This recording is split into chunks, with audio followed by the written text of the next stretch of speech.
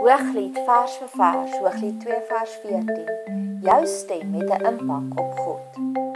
Hooglied 2 vers 14. My duif in die rotsklowe in die skuilplek by die krons. Laat my u gedaante sien. Laat my u stem hoor, want u stem is soet en u gedaante is lieflik.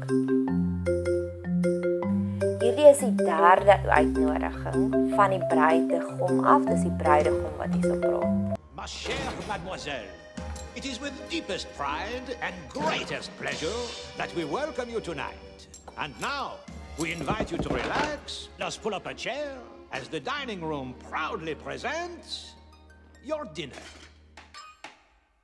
Be our guest. Be our guest. Put our service to the test. Tie your napkin round your neck, chérie, and we provide the rest. Soup du jour, hot hors d'oeuvre. Why, we only live to serve. Try the gray stuff. It's delicious. Don't believe me? Ask the dishes. They can sing, they can dance. After all, miss, this is France. And a dinner here is never second best. Go on, unfold your menu, take a glance, and then you'll be our guest. We our guest, be our guest. 1 was Hooglied 2 vers 10, Arise, medewerkers en spakels. 2 was Hooglied 2 vers 13, van vyebome en druiwe. 3 is hierdie enetjie, jou stem met 'n impak op God. Die Message Bible sê dit so mooi.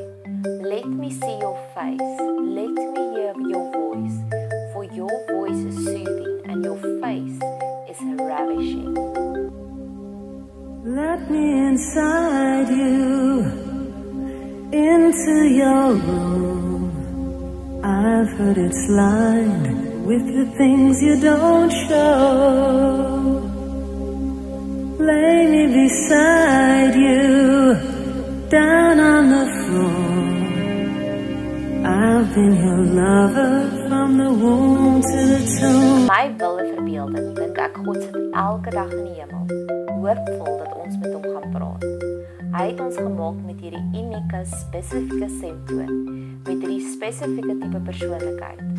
Dalk is jy cheeky, dalk is jy babbelend, net om ons te sien en ons te geniet. Hierdie is 'n Engelse brief wat iemand vir my geskryf het oor sy kind. Dis so mooi en ek dink dis hoe God na ons kyk. About my return home, I'm also filling my life tanks here.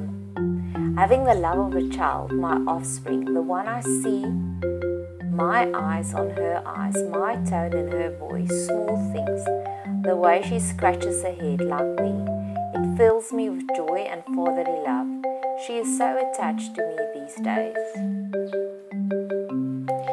En jy het 'n hemelse pappa wat net ook so met opgewondenheid wag vir jou om met hom te praat. Mag dit vandag by jou insink hoe graag God jou stem wil hoor. Jou stem is vir God soothing, jou gesig is vir hom ravishing. Wow!